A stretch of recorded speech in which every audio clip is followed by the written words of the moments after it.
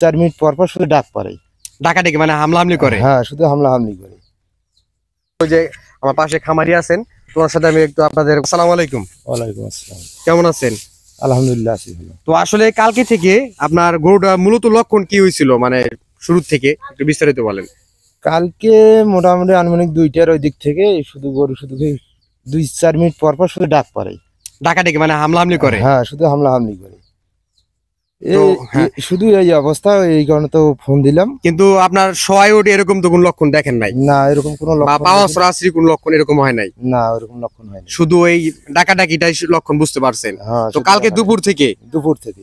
তো যাই হোক, কালকে দুপুর থেকে এই অবস্থায় ছিল। আমি এসে সর্বপ্রথম আমি দেখলাম মানে আমার সেফটি ইউজ করে আমি জ্বরে উঠে দেখলাম যে জ্বরের মুখ খুলে গেছে অর্থাৎ, কিন্তু ওর ব্যথা নাই। তো আমি অক্সিডোসিন ইঞ্জেকশন ইউজ করার পরে একটু ব্যথা উঠলো, তারপরে আমি খুব সুন্দরভাবে ডেলিভারি করতে পারলাম। তো সবাই সতর্ক থাকবেন যে শুধু পাও আশ্রাশ্রি বা লেজ বাসায় রাখা এটাই মূলত লক্ষণ না।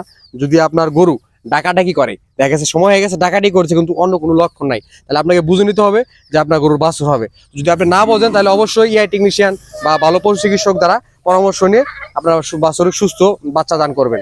ধন্যবাদ সবাই। তো ভিডিওটা বেশি বেশি শেয়ার করবেন। আজকে ভিডিওটা এই পর্যন্তই। আল্লাহ হাফেজ।